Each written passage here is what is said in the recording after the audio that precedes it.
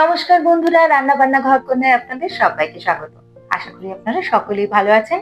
গতকালকে ছিল রাস পূর্ণিমা আর বানিয়ে ফেলেছিলাম একটা সহজ কালাকাঁদের রেসিপি।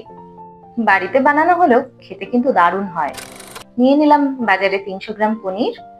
আপনারা কিন্তু চাইলে বাড়ির বানানো পনিরও নিতে পারেন।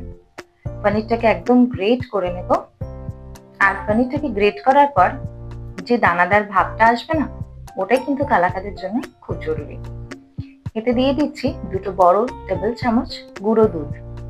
এর সাথে দিয়ে দিচ্ছি 50 গ্রাম চিনি। আমি এখানে চিনিটা গোটাই দিয়েছি, আপনারা চাইলে চিনিটা গুঁড়ো করেও নিতে পারেন।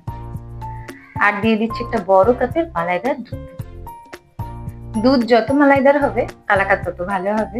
সেই পাত্রেই মেখে নেব, যে পাত্রে আমি উনুনে বসাবো। খুব ভালো করে মেখে নেব যাতে পুরোটা মিশে যায়। উনুনে বসিয়ে দিলাম এবং সমানে কিন্তু নাড়তে হবে।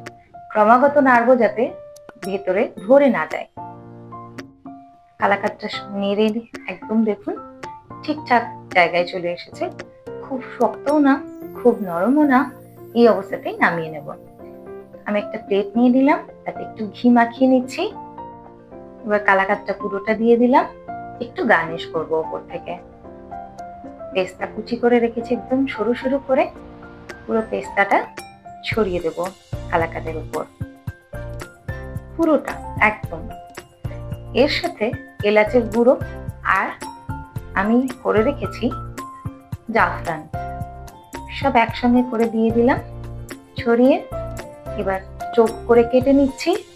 দেখতে তো দোকানের মতো হয়েছে, খেতেও কিন্তু ওরকমই।